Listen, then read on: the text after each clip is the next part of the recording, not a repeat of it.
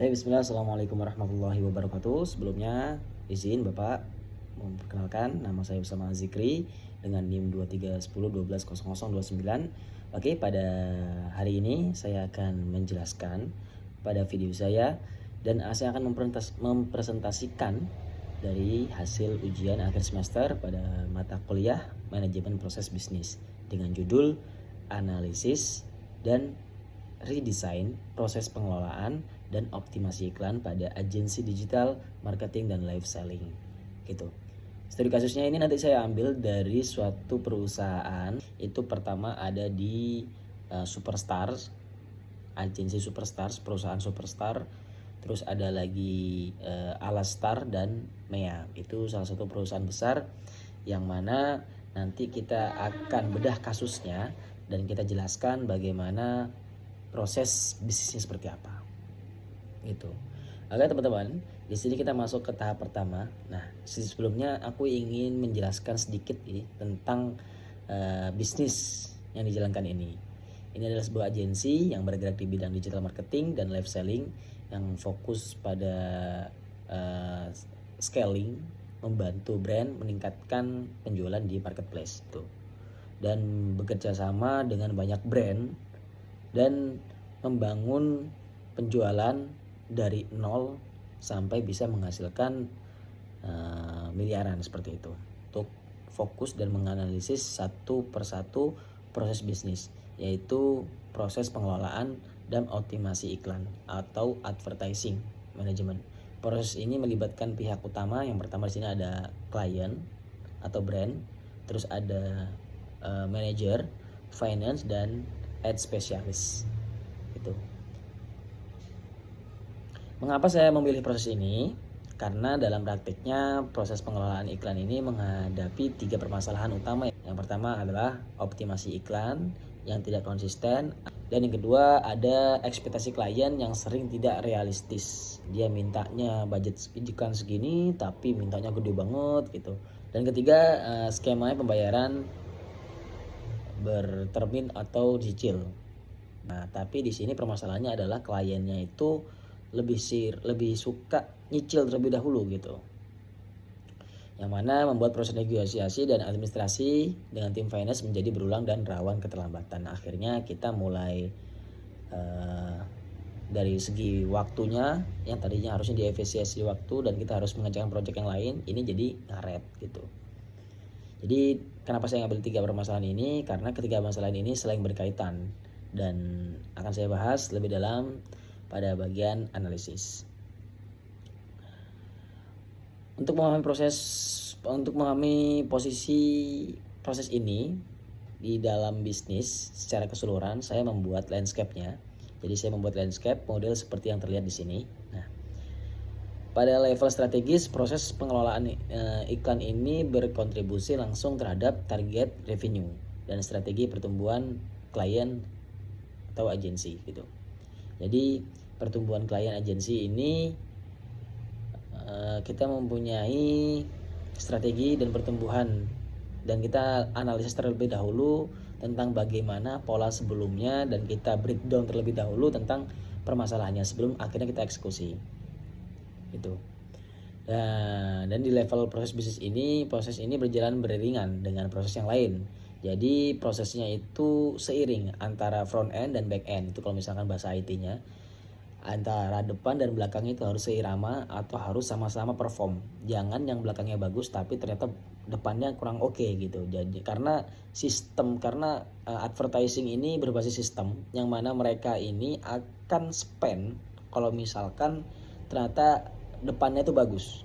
Ya, karena di sini dia menggunakan AI. Jadi apabila ada sesuatu yang bagus dia akan spend. Kalau misalkan nggak bagus jadi nggak spend. Walaupun advertisingnya itu export sekalipun, tapi ternyata kalau depannya nggak bagus ya tetap iklannya akan boncos gitu.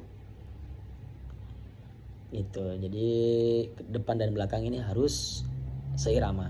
Dan juga ada tim supportnya. Apa sih tim supportnya itu? Kayak seperti produksi konten dan ekosistem affiliate yang lainnya yang membantu meningkatkan penjualan.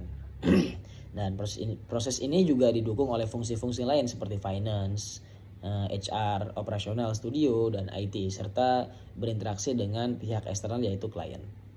Platform iklan seperti Meta Ads dan TikTok Ads. Kalau misalkan TikTok biasanya pakai GMV Max gitu. Secara garis besar, alur proses pengelolaan iklan ini terdiri dari 6 tahap ya. Mulai dari brief, approval, dan verifikasi budget, setup campaign, monitoring, dan optimasi reporting ke klien hingga evaluasi akhir. Yang menjadi perhatian khusus adalah tahap monitoring dan optimasi ini yang saya tandai dengan warna merah ini, karena disinilah poin utama, di sini adalah poin utama terjadi. Tahap ini juga sering terganggu oleh dua hal. Yang pertama dari permintaan perubahan brief dari klien di tengah jalan, dan tekanan untuk tetap memulai campaign walaupun termin berbayarnya belum lunas gitu. Gitu. Oke, berikutnya saya akan menjelaskan tentang proses ini secara lebih rinci dalam bentuk BPMN as is yang menggambarkan kondisi proses saat ini dengan 4 swim lane sesuai aktor yang terlibat. Jadi prosesnya dimulai dari klien mengirim brief dan rencana budget, lalu terjadi negosiasi skema termin pembayaran. Karena klien meminta pembayaran cicil, setelah itu manajer melakukan approval terhadap brief dan skema pembayaran tersebut. Finance kemudian memverifikasi pembayaran termin yang pertama yang masuk gitu. Jadi pertama termin yang mau masuk, ads spesialis melakukan setup campaign. Dan disinilah kadang terjadi masalah nih. Karena dalam beberapa kasus campaign tetap dimulai. Jadi campaign tetap dimulai meskipun termin belum lunas sepenuhnya. Jadi akibatnya tekanan, deadline, ini semua akibat tekanan deadline dari klien gitu. Ini ada kotak merah, monitoring dan optimasi manual. Selama campaign berjalan, ads spesialis melakukan monitoring dan optimasi secara manual tanpa SOP yang baku. Inilah poin-poin utama yang saya soroti. Nih ya. Di tengah proses ini, klien bisa saja mengajukan permintaan perubahan target atau brief yang memaksa ads spesialis melakukan adjustment yang mendadak tanpa rencana gitu. Jadi ini saya tandai sebagai garis putus-putus merah karena sifatnya mengganggu alur normal gitu. Setelah itu laporan dibuat secara manual dengan format yang tidak konsisten, dikirim ke klien gitu, dan finance kembali menagih termin berikutnya. Yang artinya proses negosiasi bisa terjadi berulang-ulang setiap periode termin. Proses ini ditutup dengan evaluasi akhir campaign gitu. Jadi dari proses ASIS tadi saya melakukan analisis kualitatif menggunakan value add analysis. Hasilnya menentukan dua aktivitas yang sifatnya non value adding, yaitu negosiasi ulang termin pembayaran dan adjustment mendadak akibat permintaan klien. Keduanya tidak menambah nilai bagi hasil campaign namun menyita banyak waktu dan tenaga tim. Seperti itu. Saya juga melakukan root cause analysis dan menemukan bahwa akar masalahnya adalah karena tidak adanya SOP, yang mana tidak adanya kesepakatan SLA mengenai ekspektasi hasil di awal kerjasama, dan tidak adanya kebijakan baku mengenai skema pembayaran. Secara kuantitatif, saya mengestimasi bahwa delay non produktif akibat negosiasi yang berulang dan adjustment mendadak ini bisa mencapai 7 hingga 17 hari dalam siklus campaign.